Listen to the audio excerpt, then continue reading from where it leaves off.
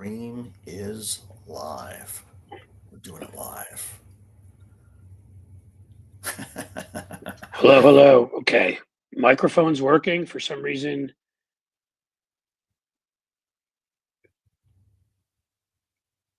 Can you guys say anything? Yes, you are good. Now I can hear you. What it keeps having this delay today. So it makes me think it's not working. It's frustrating the living fuck. Sorry, out of me. Pardon me, Rosie. I bet she's heard that before. Mouth if it offends you. We're live! Hello, You guys are everybody. We're live. We're live. We are live. Cliff, man, what a news day. As you sort of figured out the framing on your shot, I wanted to start because I saw the breaking news headline this morning. Members of Congress were shown the video, the DoD classified video of the second strike on this boat, September 2nd. Right now it's classified because it hasn't been released.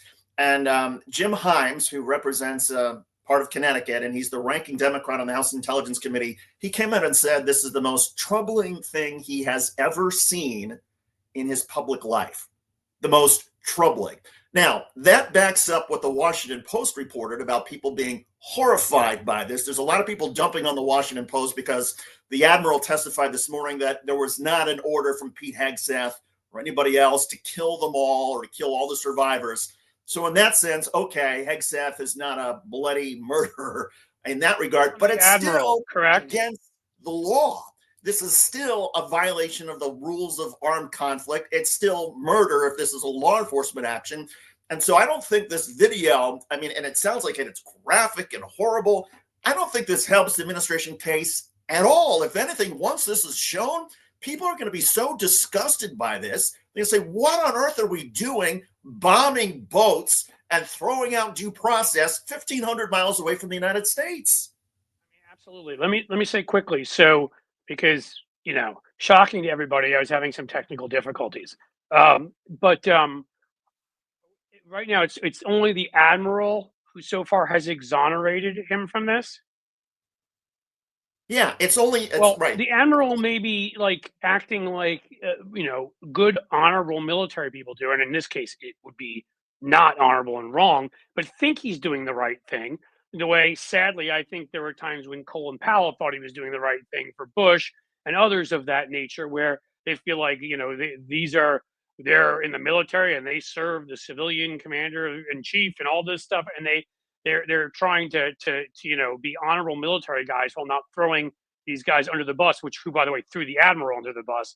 So I got to be honest with you, I'm not going to just take that as proof that he didn't say kill them all. I'm not accepting that. You and I have been talking about this issue, writing about this issue.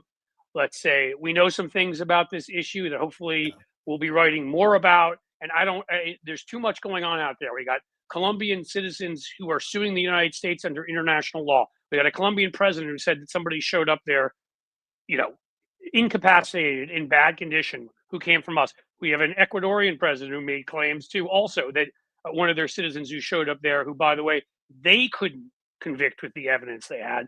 And I don't think they have the due process laws in place that we do. We know, obviously, about there's so much of this out there already from various sources. Go ahead. Right, and the people you would normally, military commanders would normally go to when they are told. By the way, there was a military admiral who was forced to resign because he disagreed with this policy. And so now we have, the person who's the senior operations commander who testified this morning, he agreed with the policy, but the policy itself is unlawful. And the people at the Pentagon, the military, the JAG officers, so many of them were fired by Pete Hegseth because he didn't want military commanders to be able to get legal advice to say, hey, this is an unlawful order. This is an unlawful policy. And again, we've said it over and over. The United States military is not going over and blowing up all of these drug boats that are off the coast of Miami. What's happening is they're being searched. People are being given an opportunity to surrender. That's what should be happening even down off the coast of Venezuela. And that's if this is a law enforcement action. There's nobody right now that I've seen who has made a credible argument that this is a military operation because Congress has not given authorization. They haven't approved war, even though Donald Trump says this is war. But even if they had, under the rules of war, under the Pentagon's own uniform code of military justice, attacking people who are survive a boat strike, who are clinging for life, that is against everything that the Pentagon stands for. It's against everything the Pentagon stands for. It is against the U.S. Constitution. It is against the Geneva Conventions, which makes it quite clear if there are people who you have attacked and are survivors stranded. It even says on the sea, you can't just freaking blow them away. I mean, and when we talk about Venezuela, we should broaden this. This is how you conduct yourself in the entire world, because Donald Trump, of course, will do this anywhere. You don't get to do this in Iran. You don't get to do this in Sudan. You don't get to do this, in China. We have fucking laws. There is international law. We have a constitution. And I don't care. And that international law, that precedent also protects our own troops, because the argument from the Trump administration is, the reason that we had the second strike is because these two survivors may have been clamoring on the boat and reaching for radios so that they could call other alleged narco drug smuggling boats. Well, you know who carries radios to try to get help? Our pilots. And when they're shot down over enemy territory, they are calling on their radios asking for assistance so that somebody will come and rescue them. Imagine now if, Iraqis or whoever it is, Afghanistan, if we have a pilot who's shot down, and the explanation for why that pilot is executed is because, he was reaching for a radio. Americans would go crazy over that. No, I mean, again, it's all insanity. That's where it all ends up. And I have to do, as I've done all week, bring it back, to having seen the movie Nuremberg and having it remind you of a Supreme Court justice. Remember when there were those that weren't Opus Dei freaks, sat there and said, in the face of so much, so many people saying, line them up and shoot them. These guys, Nazis, Hermann Goring, Rudolf Hess, some of the worst people, certainly of the last century or two, to live, were not lined up against the wall and shot. They said, we are going to set a precedent. We are going to create new international law. We are going to say that even the worst monsters among us are going to get a fair trial. So, in one case, Robert Jackson, if we want to say how we're going backwards, in 1946 gives Hermann Goring a fair trial. But Pete Hegseth, this frat rat bro, with his beers and all his other ridiculousness, who is so unqualified for this job with a backup weekend anchor on Fox, he gets to just sort of go in and ignore all this and say, okay, well, they gave Nazis a fair trial, but these guys are drug runners, which they may even not be, but I don't even care. We're not going to give them. Nazis get a fair trial, but guys on a boat who may be fishing do not. We just blow them up.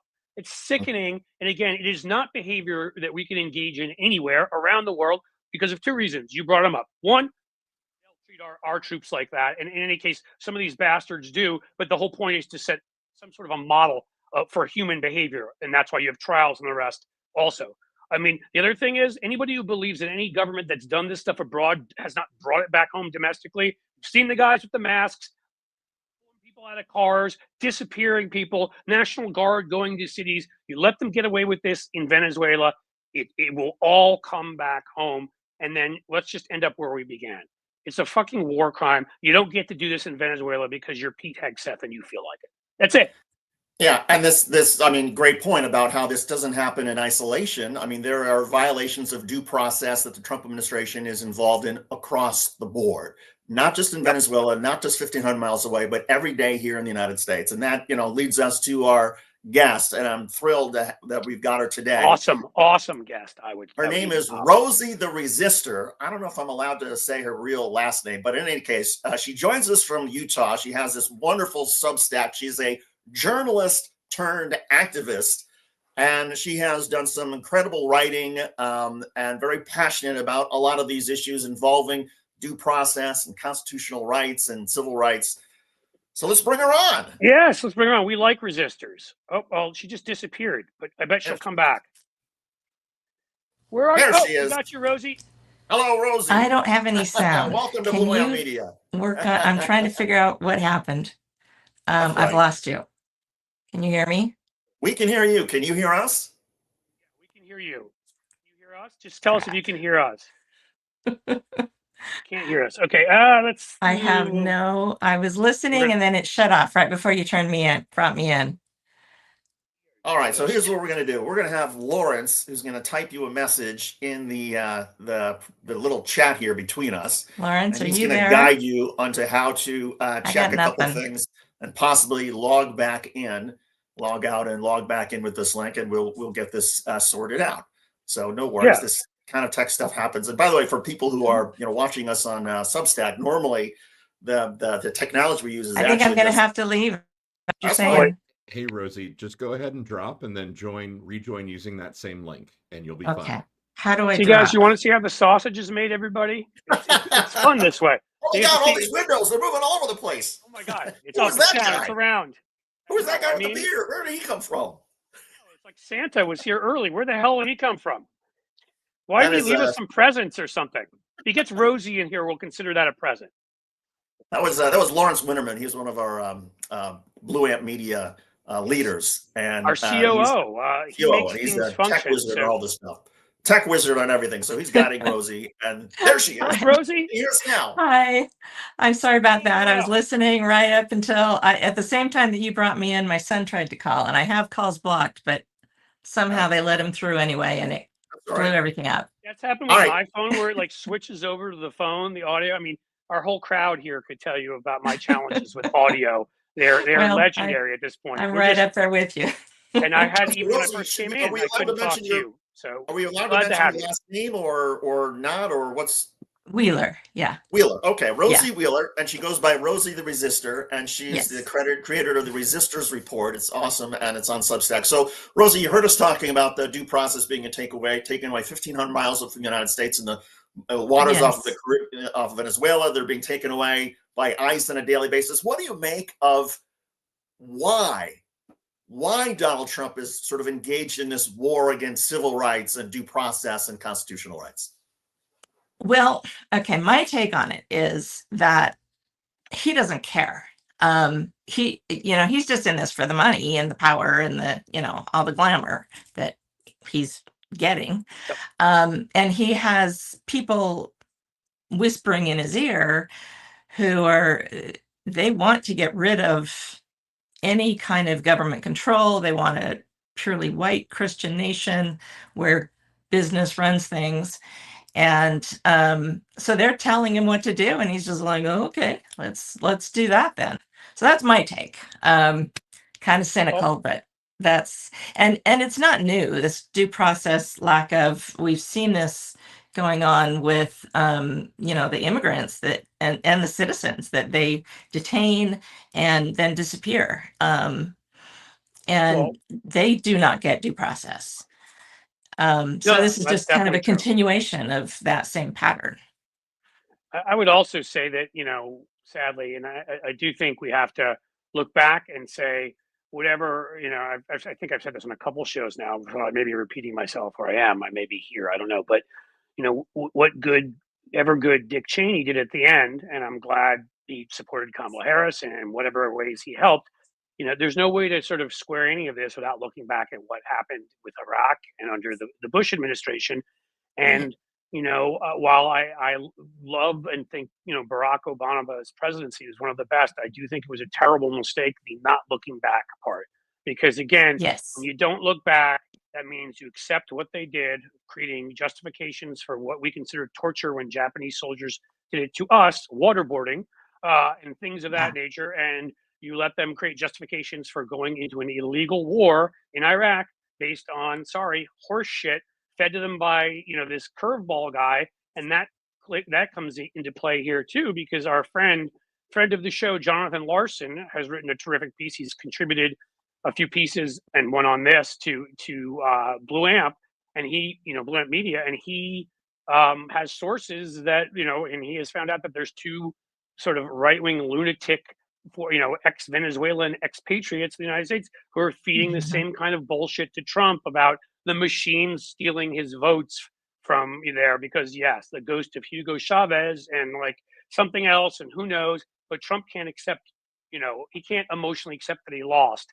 So if they can feed it to him that it somehow happened there, it was stolen from him, good. Then I can bomb them. And I mean, that's the ridiculousness we're sitting here looking at, but it's the fruit of the poison tree, what we let them do during the Bush Cheney years we're living with. Well, and we also, come forward a little bit. We have all the January 6ers, the, impeachments.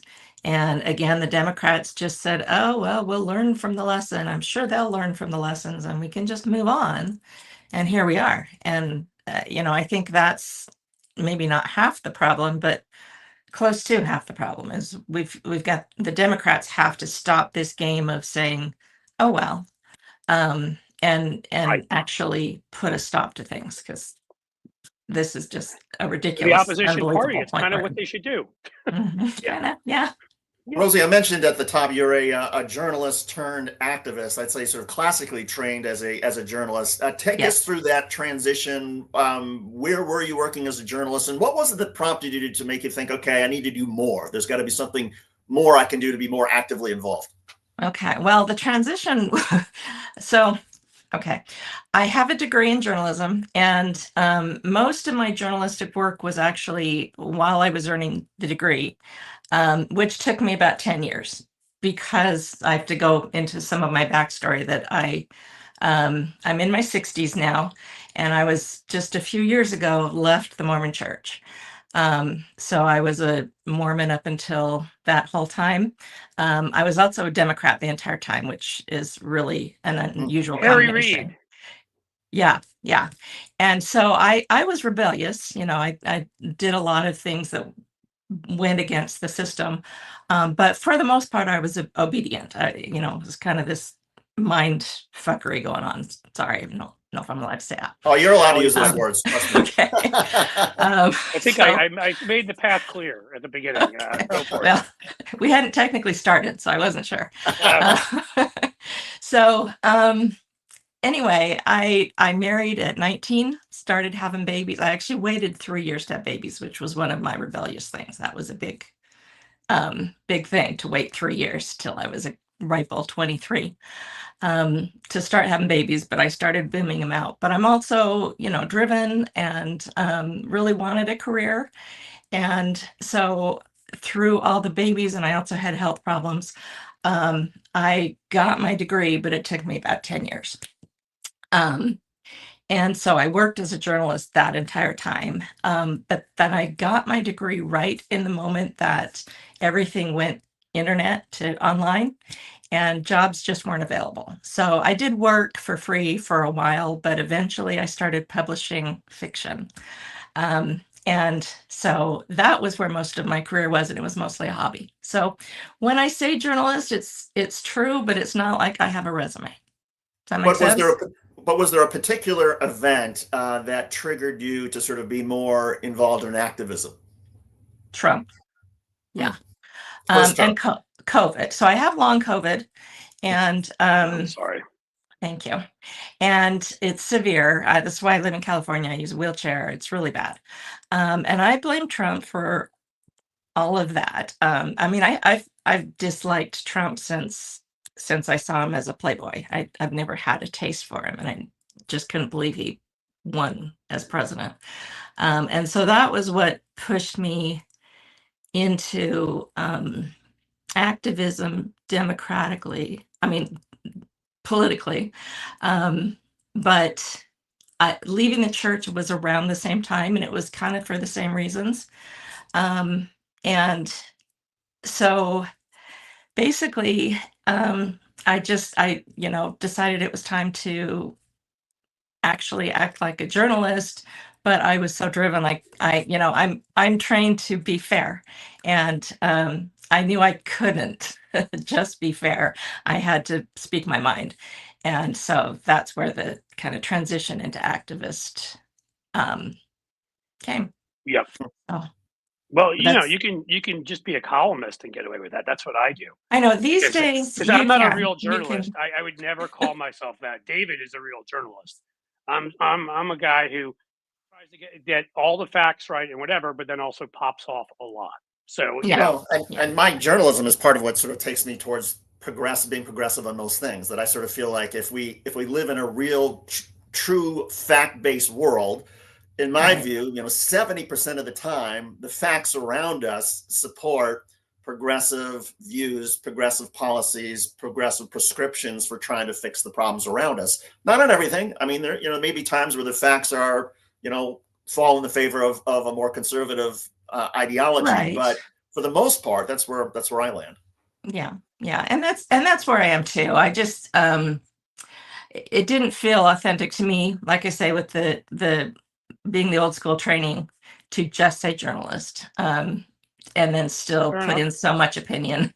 And so No, yeah. I fully get it. That's why I don't refer to myself that way either. But I think David prefer he offers things up in a he's probably gotten a little bit added a little more opinion since he arrived at Blue Amp Media here. But as Right. always, I think by telling the truth and telling the facts, right? The old Yeah. Colbert line about it having a liberal bias, reality. I mean, there was a time where we could all debate these things, right? And Republicans Right. did believe.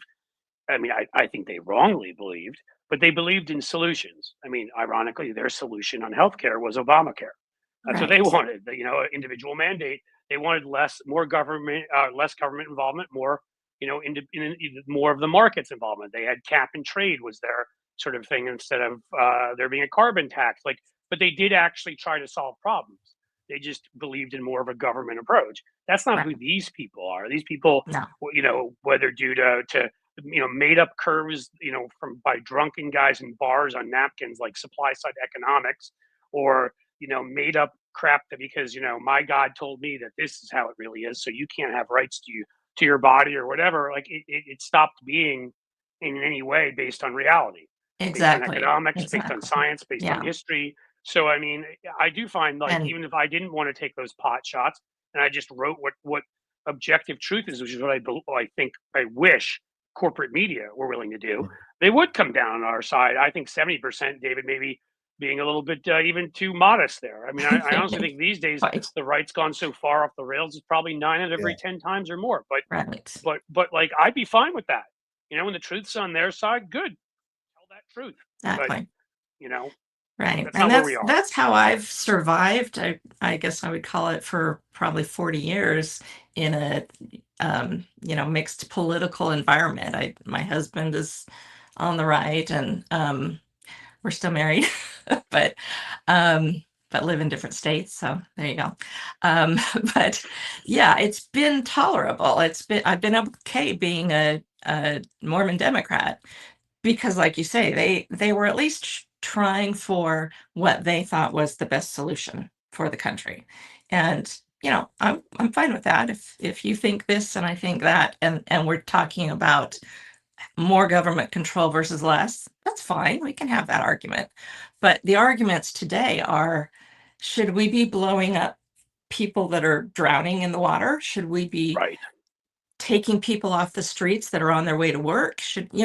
These are not arguments you can really have legitimately. No. They're just not. So What do Not you debates hear in a from? democracy. Do you Go ever ahead, talk David. about these issues with your husband or Republican friends, and where do they come down? I mean, because when I talk to my Republican friends, they're like, yeah, I think Donald Trump's going too far on this and going too far on that, but I really Right. believe in, conservative economic philosophy, whatever. Right. And and this it correlates a lot to my church experience. But when there are facts they don't want to hear, that don't align with what they've decided, they just don't hear them. They either won't listen, or they hear it and come up with some reason that it's not real. And it's just not in their head. So they don't think those things are really going on. A lot of times it's because of the news bubbles they're in. And you can present them with fact, and they'll typically say, oh, I don't ever trust that news source, or that's fake. There are people that I don't mix with who are, just bigoted and like what's going on, and I don't have any tolerance for them. I won't be in the same room with someone like that, which is partly why I don't go to church anymore, because there's a lot of them there. But the most of them, I think they're the good person, and think that what's going on is still for the best of the country, and they're just not listening to any details contrary to that. It's so interesting you mentioned the church, because the last time I checked, and again, I'm not, part of a church per se, but my understanding about church teachings is that we are all God's children, including Right. the people who are in Venezuela who happen to find themselves, if they're smuggling Right. drugs or whatever they're doing. And to me, the idea that people who call themselves, Christian conservatives or Orthodox Jewish people, Yeah. whatever it is, but subscribe to this idea that we can treat certain people as less than human, just is Right. so It mind-boggling. is. So there's two teachings that you may not be familiar with. And these aren't just Mormon, but Christian teachings. Mhm. One is that we're the chosen ones. And so we're superior. God chose us. So that teaching, just, we're better than anybody else. That's part of it. And the other is we're tasked as chosen ones with the responsibility of making everybody behave, to act like Christians. And so that's where they can put in these laws saying no abortions and, no same gender marriages, because how are we going to be a Christian society if everybody's acting non-Christian? And it's our job to make sure everybody acts Christian-like. So they have these two messages, and they're not taught that bluntly, but they're taught. And starting from when, you're a 2-year-old singing songs with that message in them. And so by the time you become an adult, you just think you're superior to everybody else. And that anybody who's not doing these things needs to start doing them, and it's your job to make sure they do. Well, I So would that's just where it say comes from. this this completely secular, non-religious Jew sitting right here, who has he believes I believe in the Force is what I believe in. Of If I'm going to course. be honest, Yes. and I'm going Yes. with that until anybody can prove me anything else. But I went to a liberal-minded, ecumenical, Episcopalian school in New York City for 10 years. And I Mm, learned about the parable of the Good Samaritan. And I learned about Jesus sitting with those who had less and feeding them, yes. and sitting with the lepers. And I learned about about the what ended up becoming pretty much doctrine, and which this Pope has spoken out on, which is Yes. you don't get to just say abortion, abortion, abortion, and claim that's life. Life is life, which means if you're blowing people up, you're not pro-life. If you are making people work under such bad conditions, they're dying in your corporate slave houses, you are not pro-life. If you're putting people to death with a death penalty without due process and that kind of thing, you're not pro-life. If you're starting wars that lead to people dying based on lies and crap, you're not pro-life. And I could go on from here. I mean, there's that whole side of things. You hear, Right. our friend John Fugelsang has been on here, wrote a book about it, because he was raised in more of that tradition. You've got James Tallarico out there right now in Texas talking about it. I mean, there is a strong, liberal, however you'd like to say it, progressive, forward thinking, tradition, and that's what I learned about. I got lucky in the school that I was sent to. It happened Sounds to like be it. even in the late 70s, early 80s, an integrated school, which in New York City at that time, I know it's New York City, but people don't get that at that time, integrated schools were not everywhere and not in many places. And so their open mindedness, they taught the social gospel, if you want to call it that. And these Yeah. guys aren't these folks obviously aren't learning any of those lessons, No, because no. it's not a good They're Samaritan type move to murder somebody in the water. no, I think I no. should say. And they're specifically taught anti um critical thinking. I mean, they're taught to not think too hard and just this is what you need to know, and then just a simple abortion is murder. Don't think Right. too hard about it. That's all you need to know. So that critical thought that you're talking about sounds great, but the major Christian churches aren't. Yeah, they're I not mean, that's sharing that dangerous message. thought to them. And that That's that lack of critical thinking, or not being taught how to engage in critical thinking, which is what our schools are supposed to be teaching all of us, and I think some of right. us actually learn those lessons. But when you have an entire population or large segments of the population that don't know how to think critically and just sort of accept, then they become vulnerable for media like Fox News and Newsmax and people who say things that are totally absurd, that those of us who actually think them through say, no, that doesn't even make any sense. Right. But if you're consuming this and Fox News is your friend because they come on your TV each night, you just sort of, oh yeah, I saw it on Fox. It must be. Yeah. Yeah. Gee, I got the willies just you saying Fox News is your friend. Like, I know there's something about, hey, I'm going to go out with my friend Fox News. I may have to make a video parody of that. Me and Fox I will News say, went out for a drink, you know? Okay, go ahead. I will say, every morning I go through all of the major headlines and, look at what's going on. And I have noticed just very recently some really fair articles that are Fox News. I've like researched what they're saying to be like, what are they up to? And I don't know what they're up to, but I have noticed a little shift with them. So be interesting to see if that continues. Yeah, I mean, and they've had some Democratic guests who have come on, who have pushed back at some of their hosts, and so they have Maria, what's her last name? Just the liberal. Oh, Jessica Charlotte? Yeah. On the 5? Yeah. She's great. Right. I'm surprised they actually let her keep going on. I know, it's shocking. Well, it used to be the strategy when I was, so full disclosure, before I was at MSNBC in 2002, but before that I was at Fox News from 1998 to 2002. David. Yeah, I know. Kidding. I was helping with the startup, right. and one of the things that that was like Roger Ailes' trick for dealing with Democrats, and he had this in terms of some of the Democratic talent, that he would put on Democrats who were idiots, who were doofuses compared to, you had like Alan Colmes, who was a really nice guy, but he was horrible television. He was really slow, against Sean Hannity with all the energy and enthusiasm. And the reason Roger did this is because he wanted the Republicans, the conservatives, to win these arguments on TV. And so he would book Democrats who were idiots, because then it would be easier for the Republicans to win the argument. And that was his way of being balanced. Right. Well, and you know what, David?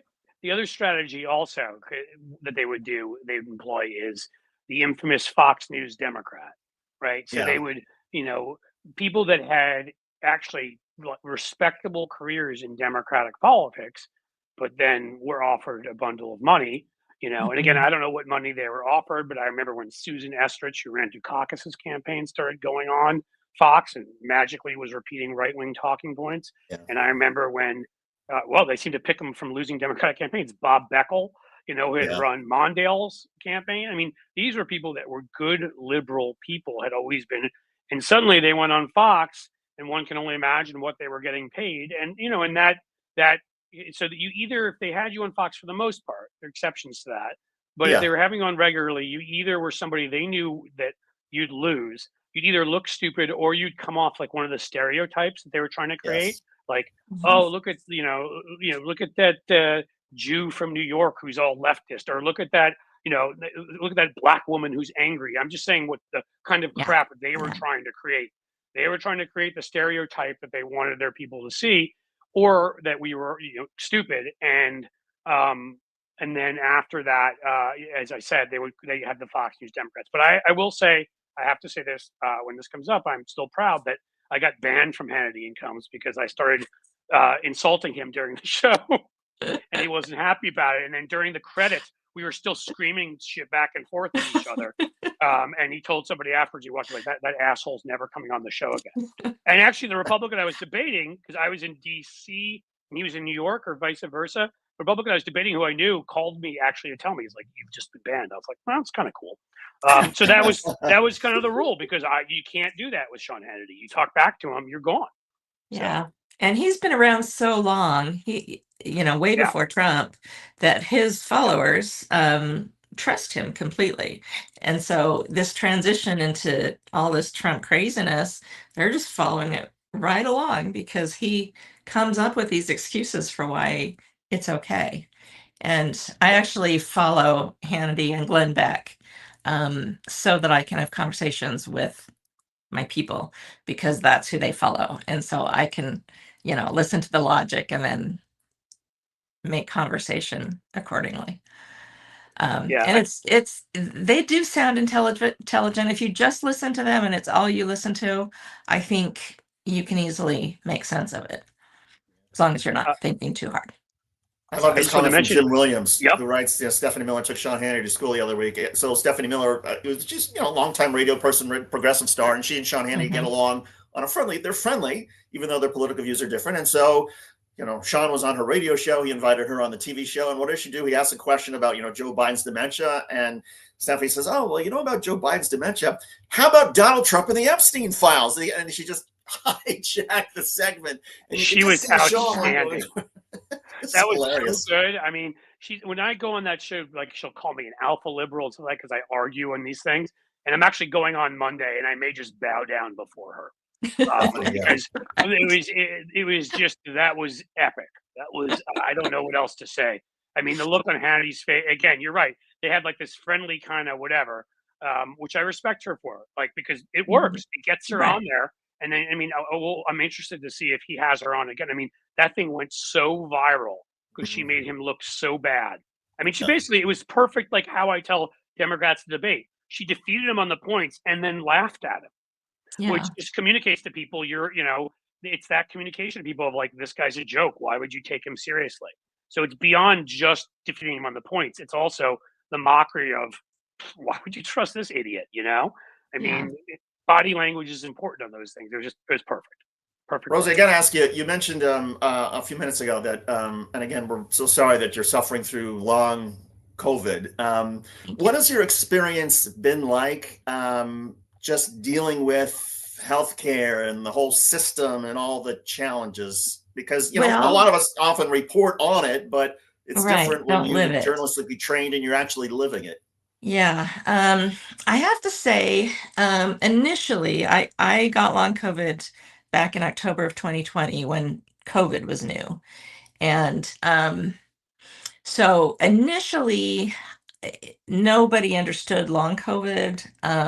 And I basically just dealt with it with doctors telling me it was all in my head. And it took probably 6 months before there was enough information for me to go to a doctor and say I have long COVID, and they would know what I'm talking about.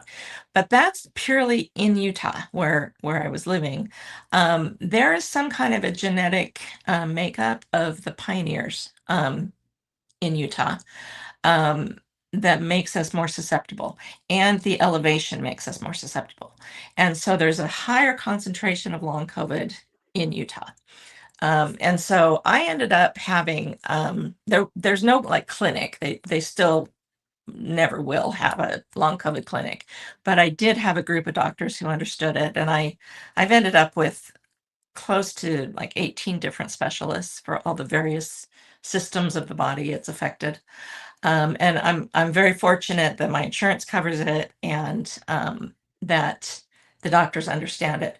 However, when I moved to Utah or to California, which I did because of long COVID, I got to where the elevation was no longer compatible for me staying alive, is what my doctor told me.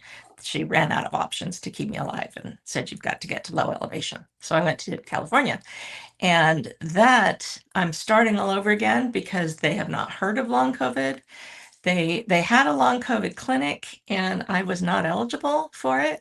Wait, doctors in California have not heard of long COVID? No. But they have in Utah? What world are we in? Yeah. I thought California was supposed to be like, progressive and stuff. The Central California, I waited 8 months to get into a primary care doctor. And when I saw her, she came in the room, she looked at my chart, which I had, pages of symptoms, and she said, okay, I'm only allowed 5 minutes with you. So all we're going to be able to do is make some referrals for you.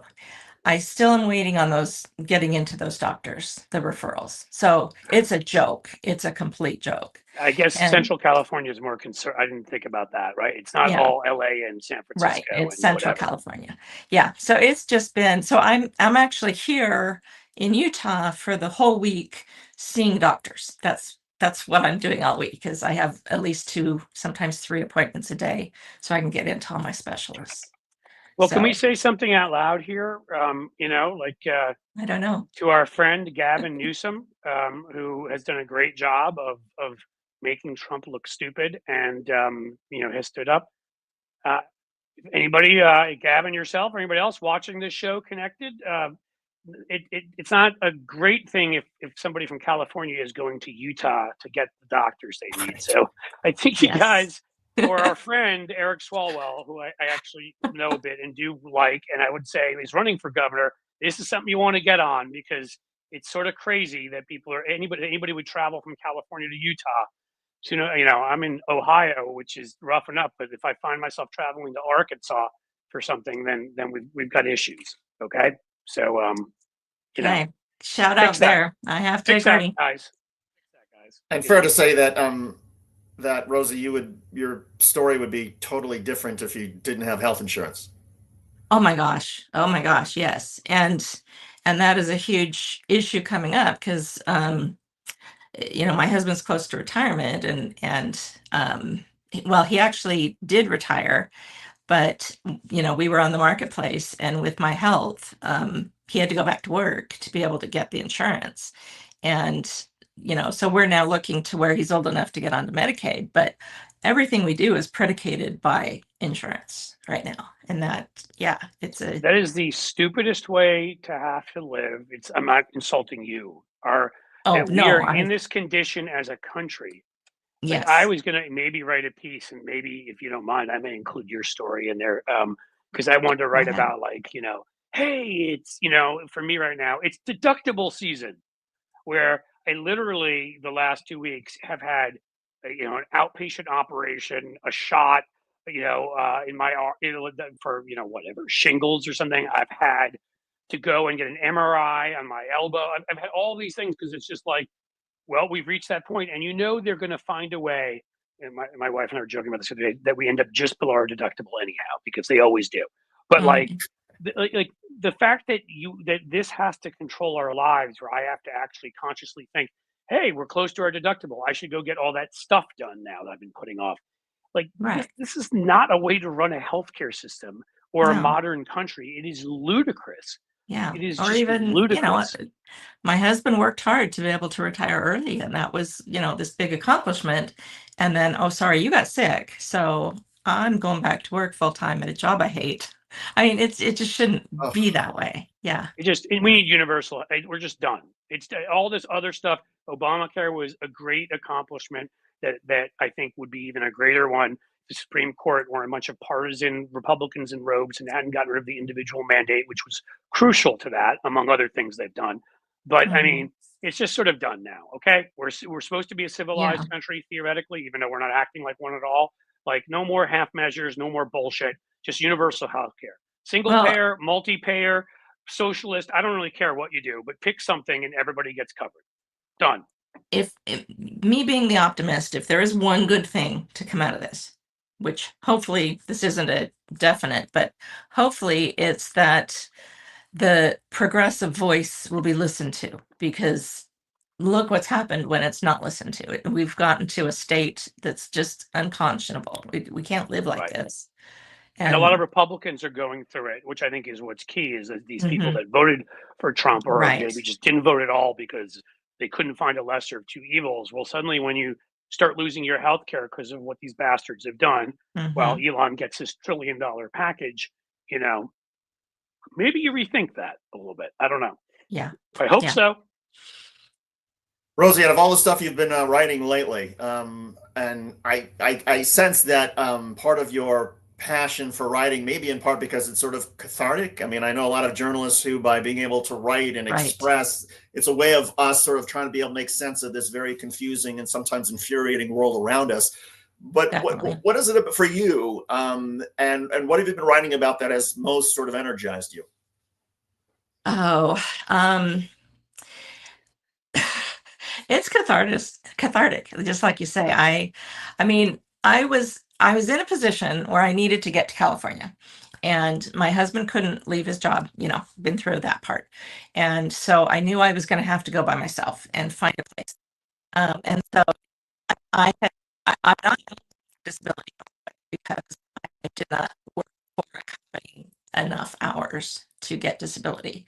So I have no source of income. Right now, my only source of income is Substack, and depending on my husband. Subscribe to her Substack, everyone, if you just heard that. Rosie the Resistor, that is her source of income. She's here fighting for democracy while she's dealing with health challenges. Thank Get you. a paid subscription, please. Thank you. Thank And you. I don't use a paywall. So, it's all voluntary, but thank you. That's very kind. Yeah, of course. Anyway, I decided I just had to do something. And I am limited with my energy, how much energy I can use. And so I was trying to find a job that I could do with my limited energy. And I kept getting interrupted by the news, going back to the news. And, it just, the light bulb went off and I was like, I'm a journalist. I have a degree in journalism. This is the obvious choice. And so that's where Substack was born. And really my method is to find a subject that both angers me and makes me wonder something that's not being answered.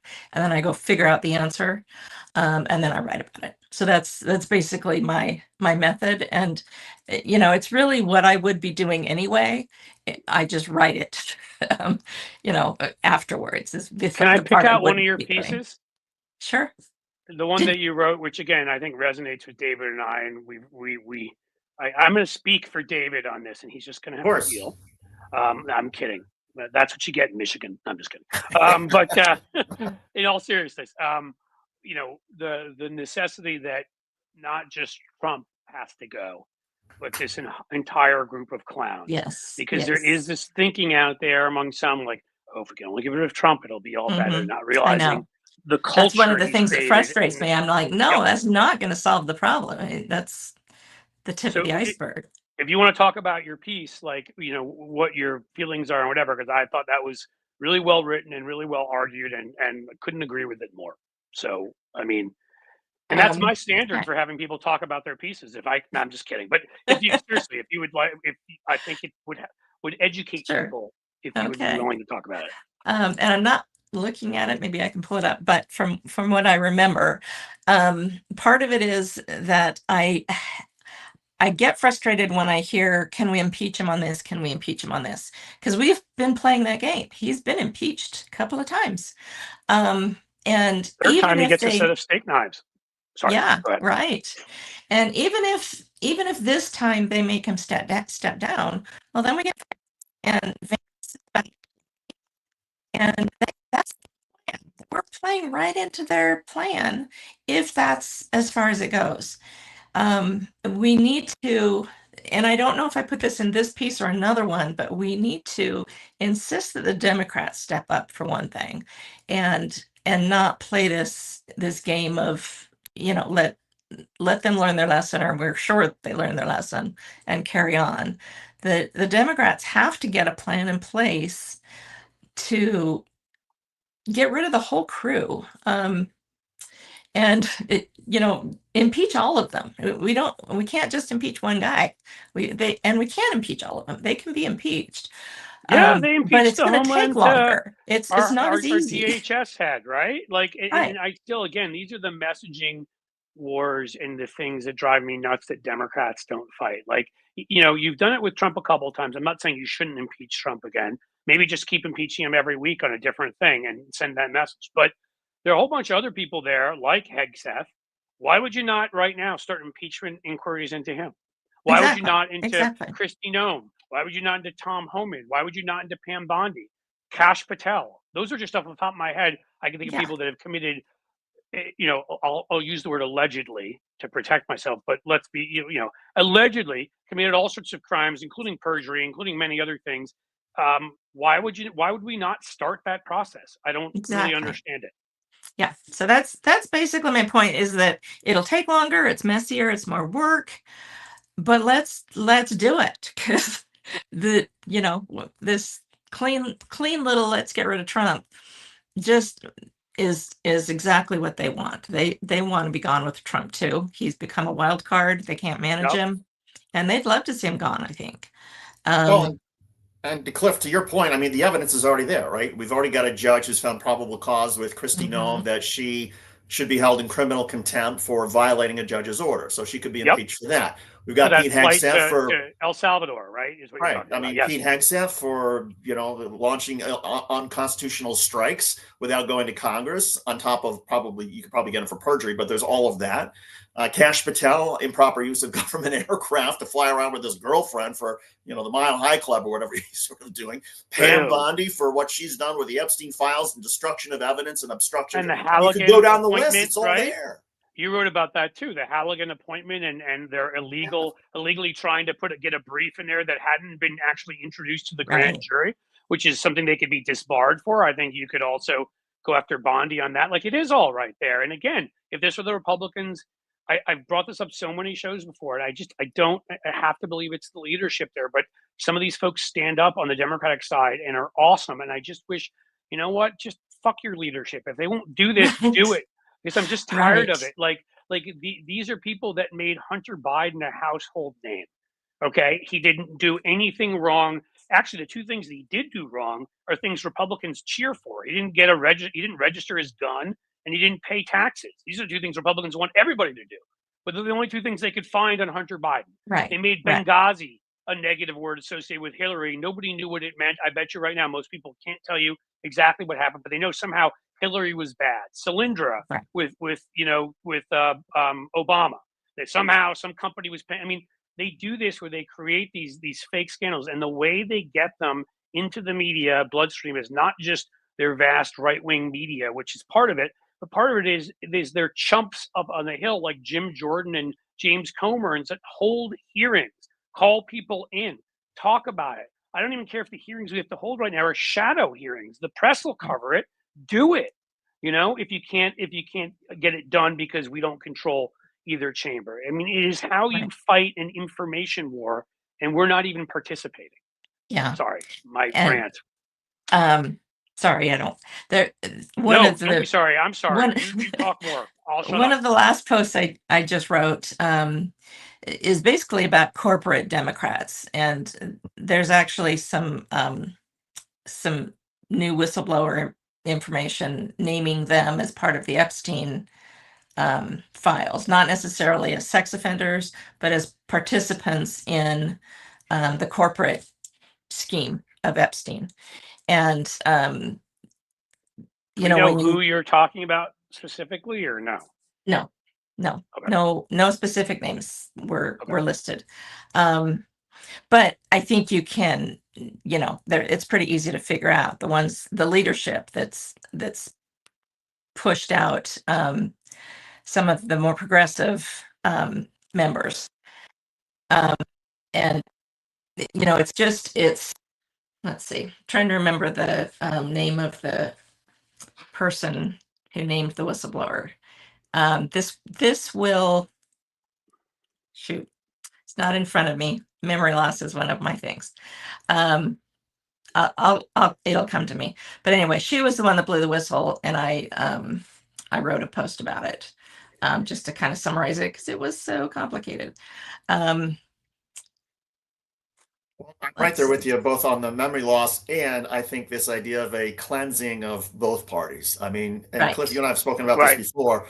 Release all the files and let the chips fall where they may. If they fall against Republicans, if they fall against Democrats, anybody who is involved, whether it's in pedophilia, whether it's involved in these, shady financial dealings, regardless of where their political affiliation is, remove them. And I think, the Democratic Party will be better served if we get rid of, people in our party who are part of this. And our culture and everything we believe. Exactly. I'm sorry, I don't care.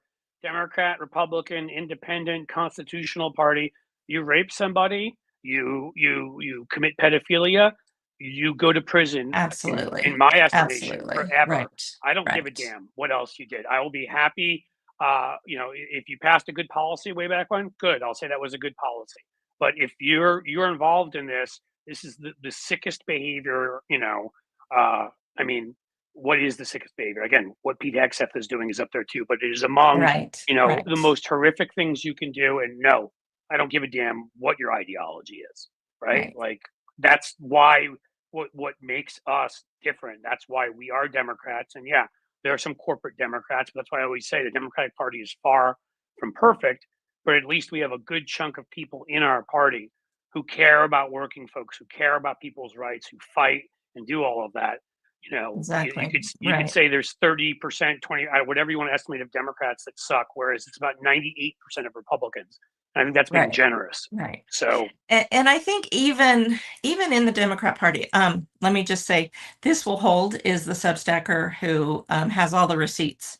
If you're interested in looking that up, I didn't carry over any of that because her story, I don't know if it's her even, it's his or her story is very long and detailed, and so I basically just pulled out the summary of it. But I want to give them credit. This Will Hold.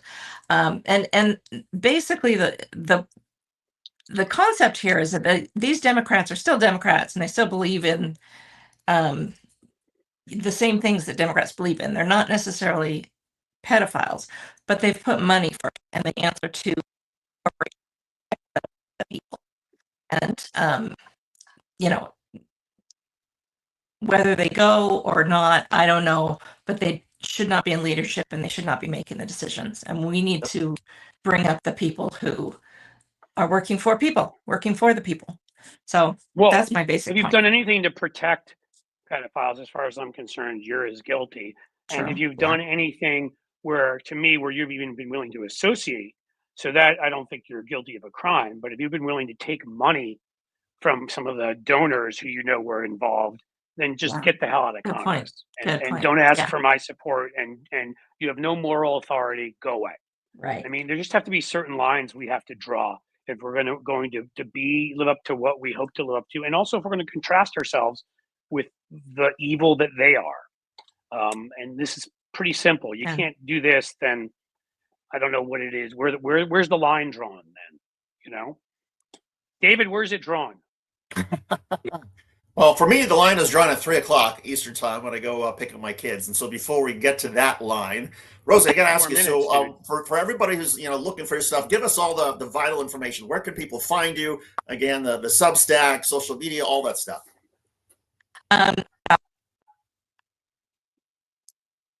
We're losing your voice. That's your microphone there. Try again. Oh, the microphone. Yeah. It's like right when you tell us where to find you, we lose your voice. We can't have that happen. Oh no. Well, we've got Lawrence has got this up here, which is the Resistors Report. Right. There is a link to my profile where I have all my links to all my other channels on my profile on Substack. So that's probably the easiest. I saw that, and I may be able to share that quickly, though I would never trust me to do anything quickly when it comes to the world of finding anything. But I did have it. And Rosie, I understand that you used to be quite a aficionado of cable news. I'm not sure where that comes from. Like maybe 15, 20 years ago, you were. I understand you were a big fan of MSNBC. Oh yeah. Was there a guy named David Shuster that you were a huge fan of? Did you say that's where you're going? Who is that handsome young buck on there? Because Rosie has aged better than I have. Absolutely. When I got the invite to come on here, I was like, that's big time news. I'm just Rosie. There's just no. The thing is, as I always say, there's no big time stars or celebrities or anything in the world of cable or broadcast news or streaming. We're just all doing our thing. But no, the world of what her response cable. was. Her response was, I'm sorry, I get to go on with David Shuster and that other guy. And I'm so cool with being that other guy. If David Shuster is I'm good with the other guy. That's the other guy. That's right. Rosie, great to have you on the program, and congratulations on all the amazing work that you've been doing, and again, doing it through some pretty challenging circumstances. And so nothing but respect for the courage that you've shown and continuing to plug away and continuing to sort of have your voice out there despite everything else going on, and encourage everybody to go to Rosie's Substack, Rosie the Resistor, and be a paid subscriber, not just a subscriber, but a paid subscriber. And so we'll have you on again sometime soon, Rosie. Thank you. I really appreciate it. It's been great. Thank you for being here, Rosie. And let me just say one other thing, which is please, it sounds like from what you said, your healthcare is covering most to all. Is that right?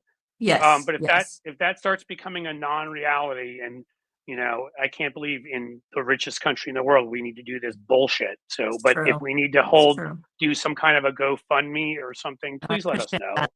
I do have it's a $7,000 out of pocket that we cover at the beginning of the year. First couple months that gets covered, and so that is coming up. So Well, if you have that's where trouble your covering that, subscription you will know, go. So thank you. get a subscription, but if you have trouble with that, please reach out to us and let I us know so appreciate we it. can try to be helpful. Thank you. Thank you. I mean, yeah, absolutely, absolutely. Thank you so much for joining us here. All right. It's been so great. And after a couple challenges and some sound loss and some sight, I mean, in other words, just a normal day for you and I, Cliff. Exactly. Normally, Adrian and I, you guys haven't gotten to see David's awesome tech abilities too. The two of us combined, like we could start World War III. Don't let us in the room or anything like that. But yeah, we've gotten through it. Rosie's been awesome. I hope you guys have learned some things, enjoyed yourselves. You know, we did this as an experiment. I want everybody to know to not just to Substack this time, to everywhere. Let us know if you like that, because we're thinking of going back to what we used to do with the Thursday one, going out to all of our various platforms instead of just Substack. And you know, do not forget to take care of yourself. Go out, see a movie, have a drink, see a friend, call somebody you love, like relax a little bit, Agreed. and then get back into the fight, because we all need that. So, you know, Great words to end on.